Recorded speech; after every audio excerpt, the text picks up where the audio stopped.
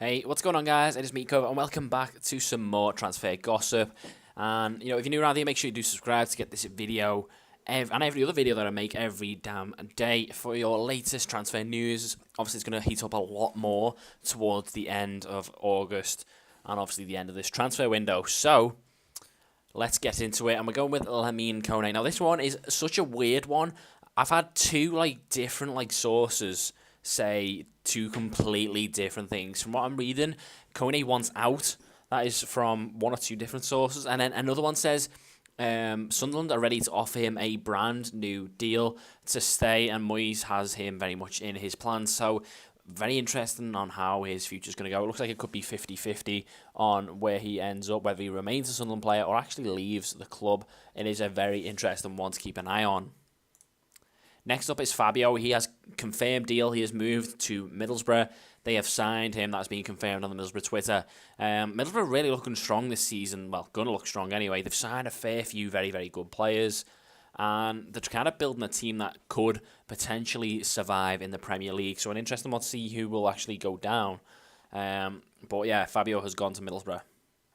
Mustafi, this has carried on going. It has agreed personal terms, is what I'm reading. Arsenal and Mustafi have agreed terms, but however, Arsenal have not agreed a deal with the club Valencia for the centre-back. So the two clubs now need to make an agreement. Should they make an agreement, a deal should go through pretty quickly. However, it will still be too late for the weekend game against Liverpool.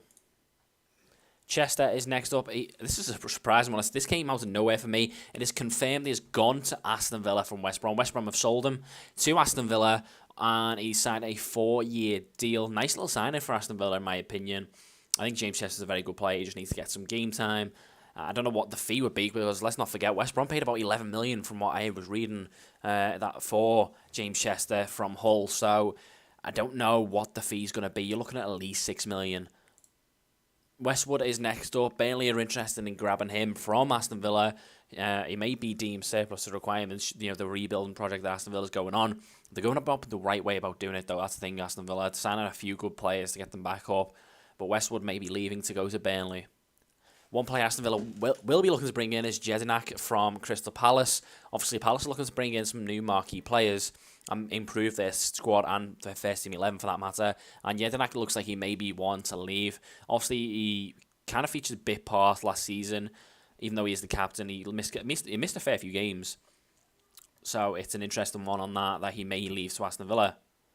Next up is João Mario. Apparently, Chelsea have made a bid for him. Apparently, it's a £39 million fee to get João Mario. Don't know how much truth is in this, because apparently all the clubs had already bid on João Mario. Apparently, Inter and Liverpool, that was confirmed by his agents, had already bid on him. So it tends to be I don't know what's happened with this guy, how clubs aren't getting this deal done, even though they've apparently bid on him. A confirmed deal again, and that is Januzaj. He has completed a loan move to Sunderland to link up back with David Moyes. Now, the interesting one about this is that Mourinho's came out and said that he wants Januzaj back after the loan, so no option for a permanent deal. Apparently, Mourinho sees him as a potential first-team player in the future, and he rates him highly. So I don't know if that's Mourinho giving him some confidence or what, but that is what we are reading, that it is only a loan deal, and it won't be made permanent at the end of it. Fabregas is next up. He's getting linked with Juventus. Apparently, Conte's offered him out and doesn't really want him, from what I'm reading, which is just crazy. The amazing player that is Fabregas essentially has been offered to Juventus. Not sure what type of fee we're discussing and what type of deal would go on, but that is what I'm reading, that Conte doesn't want him. Benteke is next up. West Brom are interested now. They are ready to break their transfer record to go for Benteke, which is absolutely mental. Another team going for Benteke. Patrick Bamford is next up. Aston Villa are interested in him. I believe they are going to push for a permanent deal. No loan deal. He's been loaned out so much. He just needs to go to a club and actually play now.